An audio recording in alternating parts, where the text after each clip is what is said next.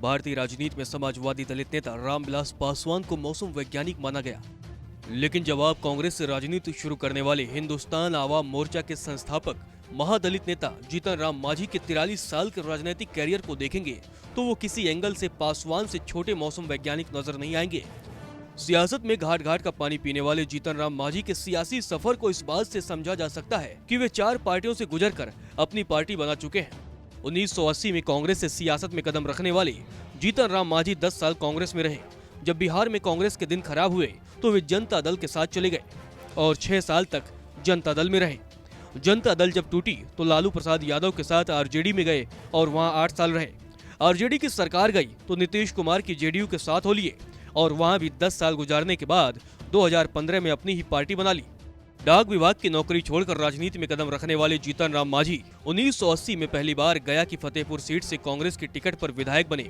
1983 में चंद्रशेखर सिंह की कांग्रेस सरकार में पहली बार राज्य मंत्री बने। उसके बाद 1990 तक कांग्रेस मुख्यमंत्री बदलती रही, लेकिन मांझी टिके रहे। 1980 में जगन्नाथ मिश्रा को मुख्यमंत्री बनाने के बाद कांग्रेस ने अगले 10 साल में 5 मुख्यमंत्री बदले और उनके नेतृत्व में 6 सरकारें बनाई। मांझी का मंत्री बनना चंद्रशेखर सिंह की सरकार से शुरू हुआ, जो 1990 तक चलता रहा। 1990 का चुनाव कांग्रेस हारी तो जीतन राम मांझी भी हारे। फौरन मुख्यमंत्री लालू प्रसाद यादव की जनता दल के साथ हो गए। मांझी 1995 का चुनाव भी हार गए। 1996 में लालू ने जनता दल को तोड़कर राष्ट्रीय जनता दल बनाया तो मांझी उसमें चले गए। फिर 1996 में आरजेडी के टिकट पर उपचुनाव जीते, जब मौजूदा विधायक भगवती देवी ने लोकसभा चुनाव जीतने के बाद सीट खाली कर दी थी। फिर मांझी लालू की सरकार में मंत्री बने और बाद में राबड़ी देवी की सरकार में भी मिनिस्टर का पद मिला। 2005 के फरवरी वाले चुनाव में जब आरजेडी और राबड़ी देवी सरकार से बाहर हुई तो राष्ट्रपति शासन के बाद अक्टूबर 2005 के चुनाव में मांझी नीतीश की जेडीयू के साथ हो गए। इसके बाद बाराचट्टी सीट से जीते और नीतीश सरकार में मंत्री बने। हालांकि आरजेडी सरकार के दौरान बीएड डिग्री घोटाले में नाम आने की वजह से अगले ही दिन उन्हें इस्तीफा देना पड़ गया। मामले में बरी होने के बाद 2008 में नीतीश कुमार ने मांझी को फिर से मंत्री बना दिया। 2010 के चुनाव में मांझी जहानाबाद जिले के मखदुमपुर सीट से जीते, फिर मंत्री बने। 2014 के लोकसभा चुनाव में जब जेडीयू की हार हुई तो नीतीश ने मुख्यमंत्री पद पर मांझी को बिठा दिया। जब खुद मांझी भी लोकसभा का चुनाव गया से हारे थे और न सिर्फ हारे थे बल्कि तीसरे नंबर पर रहे थे। मई 2014 से फरवरी 2015 तक 9 महीने मांझी मुख्यमंत्री रहे, लेकिन इस दौरान नीतीश का भरोसा टूटता गया।